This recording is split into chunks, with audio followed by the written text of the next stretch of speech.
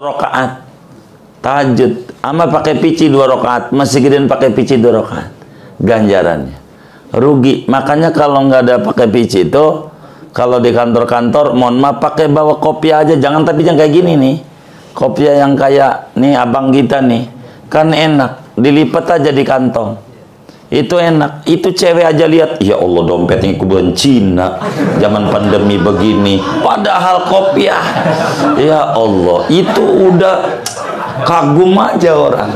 Nggak apa-apa bawa kopiah begitu bagus. Kalau nggak ada kopiah, topi kan, topi ada ininya nih, apa namanya, iya, pet yang depannya nih, diputer aja di belakang, digituin tuh, nggak apa-apa. Kalau nggak ada sapu tangan, tempelin. Pokoknya pakai, yang penting palanya ditutup. Itu gede ganjaran, gede sekali ganjarannya. Jangan nggak pakai pici, pakai pici kalau sholat. Jangan nggak pakai pici, rugi, ganjarannya dikit, dikit banget. Wallahu a'lam.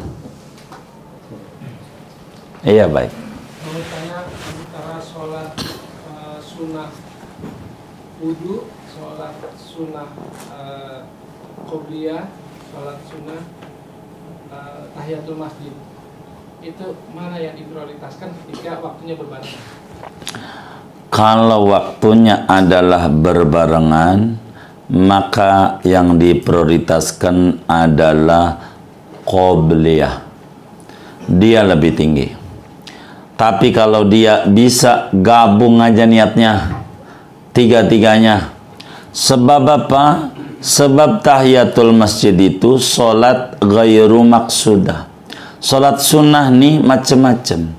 Ada sunnah maksudah bidzat, ada sunnah ghairul maksudah bidzat. Tahiyatul masjid seperti dalam hadis Imam Bukhari dalam Sahihul Bukhari, Imam Muslim dalam Sahih Muslimnya, kata Nabi, idza dakhala ahadukumul masjid fala yajlis hatta yusalliya rak'ataini. Bila masuk salah seorang Anda ke masjid, jangan duduk sebelum sholat 2 rakaat. Sholat apa? Apa aja, yang penting jangan duduk dulu sebelum sholat. Maka saudara mau sholat tahiyat qobliyah udah gugur daripada tahiyatul masjid, cuman karena nggak ada niat nggak dapat. Begitu juga sholat syukur wudhu. Sholat apa? Sholat apa aja, yang penting habis wudhu dipakai sholat. Itu namanya syukur wudhu, namanya sholat. Kategorinya itu daripada sholat ghairul maksudah bidzati. Sehingga ketika diiktiradkan antara satu sholat yang maksudah dan sholat yang ghairul maksudah, maka yang didahulukan adalah sholat maksudah, yaitu rawatib. Rawatiblah dia menempati daripada yang tadi disebutkan dalam contoh itu. Kurang lebih demikian. Wallah a'lam. Oh, boleh. Gimana kalau seandainya kita sudah sujud, sudah angkat kepala, ternyata imam masih dalam posisi sujud? Nah, baik. Apakah kita harus turun lagi atau bertahan pada duduk? Gitu. Silakan saja kita jadi makmum bertahan pada duduk, tidak mengapa. Karena kita mendahului imamnya, satu rukun itu tidak membatalkan pada bagian ini, cuman mengurangi ganjaran kalau sengaja. Ini kan nggak sengaja, perasaan imam sudah, ternyata belum, dia duduk, nggak apa-apa. Apakah kalau dia memilih sujud lagi boleh? Boleh. Begitu. Kenapa? Karena mutaba'ah alal imam wajib. Sehingga andai dia sujud lagi nggak apa-apa, cuman yang afdal duduk saja. Begitu. Kalau menghindar dari tempat sujud yang sakit, misalnya pas sujud sakit itu, kita otomatis angkat lagi ke pindah yang nggak sakit. Oh ya nggak apa-apa. Gitu, artinya ada yang model kayak dia nggak jadi masalah. Yang kayak begitu. Mungkin biar nggak sakit, di depan tempat sujudnya ada Bung Karno sama Bung Hatta.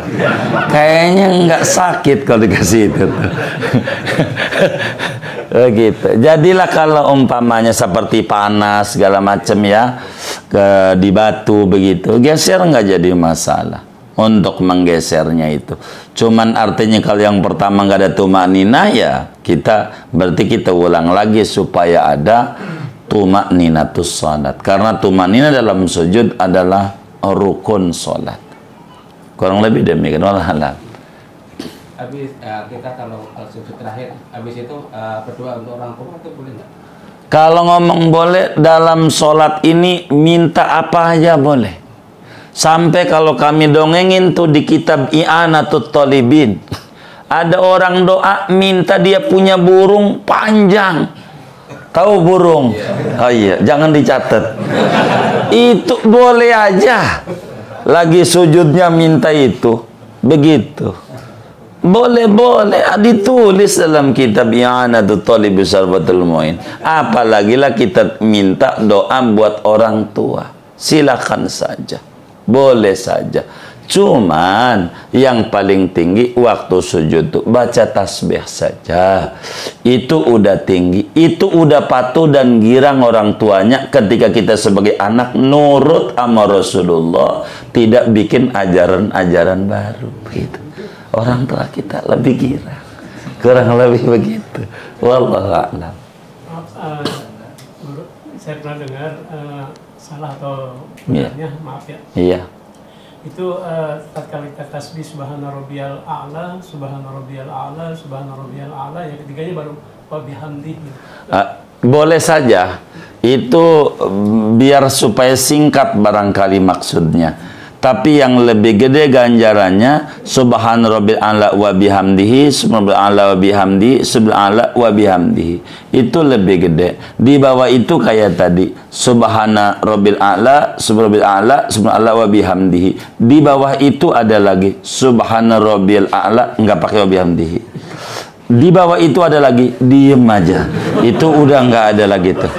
Diem aja, bengong, masih sah karena ini bacaan sunnah. Kurang lebih demikian. Enggak apa-apa, tapi yang afdol wa bihamdi terus mengiringi daripada tasbih, begitu. Tasbih kayak begitu. Mungkin juga dia nyontoh juga penyebabnya dalam tahlilan. Misalnya tahlilan kalau udah terakhir baru doa bihamdihi, dia ngikut juga itu di tahlilan itu. Mungkin begitu, tapi nggak mengapa. Artinya boleh saja andai ada orang baca kayak begitu.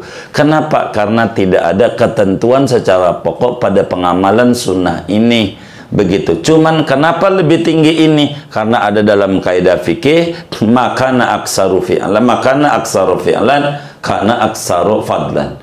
Yang kerja setengah hari sama sehari beda. Wa bihamdi 3 kali sama sekali ya tentu beda. Ganjarannya lebih banyak 3 kali. Kurang lebih demikian. Wallah a'lam.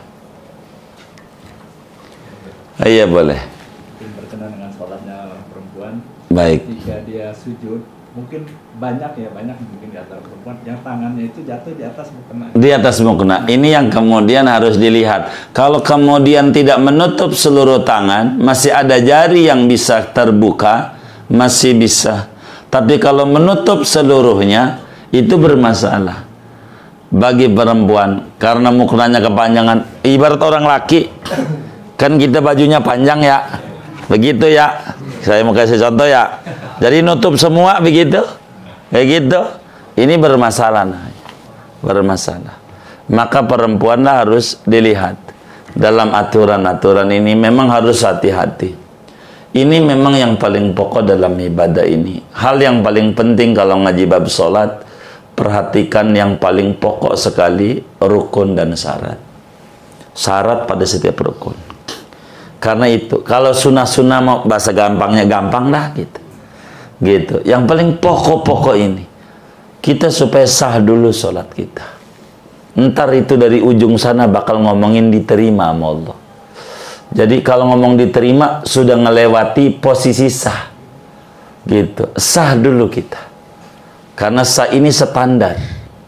Supaya ngikut betul. Nabi itu punya pesan betul, shollu kama ra'aitumuni usolli. Karena ini standar. Ini yang harus kemudian kita betul-betul. Adapun yang sunnah-sunnah, karena sunnah-sunnah sholat ini banyak, saudara. Ada 1.500 sunnah. dalam sholat nih. Ada kitab namanya Bidayatul Minna.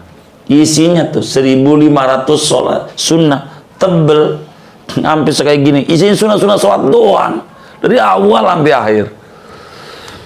Ulama tuh rajin mencatat seluruhnya itu. Jadi ya kita pelan-pelan tentu dalam ibadah ini bertahap. Maka kadang kami ngaji tidak berupaya harus ditumpuk materi itu, tapi satu supaya ini terkuasai dan bisa ingat. Begitu kami berupaya, tidak mau materi itu numpuk-numpuk dengan 2 judul pada satu kajian. Itu kurang mau saya itu biasanya, supaya tidak banyak muter-muter yang satu belum paham ketiban lagi, supaya mudah difahami. Itu harapannya sih, pengennya begitu tuh. Wallahu a'lam. Kalau bangun tangannya dikepel gimana? Iya, makruh tangannya dikepel begitu, kecuali barangkali dia uzur atau nemu duit, jangan ya, karena kita nggak paham. Orang tuh sampai ada aja ya orang suatu pakai tangannya dikepel, mau ngapain? Nggak usah. Memang kadang susah nemu duit kali ya, begitu lumayan corona begini, jadi dikepel.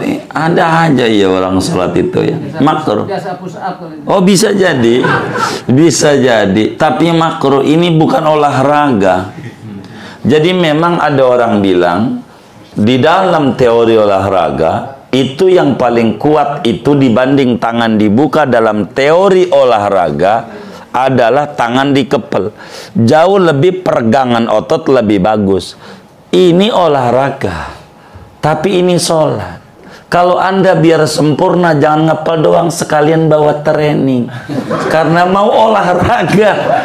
Ini kan sholat, bukan olahraga, tapi mengandung unsur kesehatan. Kaitan daripada ajaran Sayyiduna Muhammad SAW itu ada, itulah dokter yang paham tentang itu meninggal tuh, Dadang Hawari. Bagaimana dia mensinkronkan antara gerakan-gerakan sholat dengan teori kesehatan, tapi dia aja tidak mengajarkan mengepal, karena dengan begini sudah cukup begitu untuk kemudian kita menjadi sehat adanya.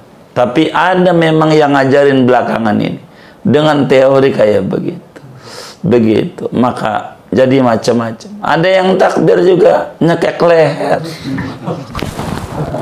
Iya, ini emang kadang repot. Makanya kita nggak boleh lihat orang kudu ngaji.